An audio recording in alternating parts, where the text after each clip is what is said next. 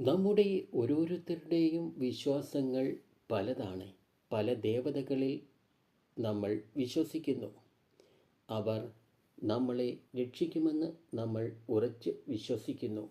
എന്നാൽ ഈ ദേവതകളെ എങ്ങനെയാണ് പ്രീതിപ്പെടുത്തേണ്ടത് എന്ന് നിങ്ങൾക്ക് അറിയാമോ? ഗണപതിക്ക് ഏത്തമിടുക, സൂര്യന് നമസ്കരിക്കുക. അഭിഷേകപ്രിയനാണ് ശിവൻ. അലങ്കാരപ്രിയനാണ് മഹാവിഷ്ണു.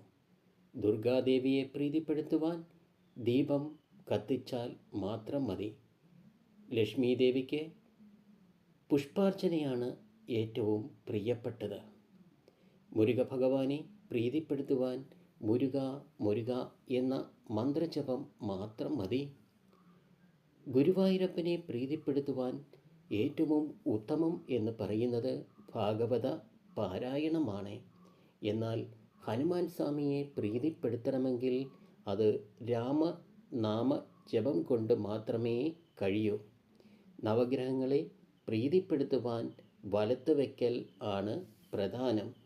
ഈ രീതികളിലൂടെ നിങ്ങൾക്ക് ഓരോ ദൈവങ്ങളെയും പ്രീതിപ്പെടുത്തുവാൻ സാധിക്കുന്നതാണ്. അല്ലാതെ നിങ്ങൾ ചിലവേറിയ വഴിപാടുകൾ ഒന്നും നടത്തേണ്ട യാതൊരു കാര്യവും ഇല്ല.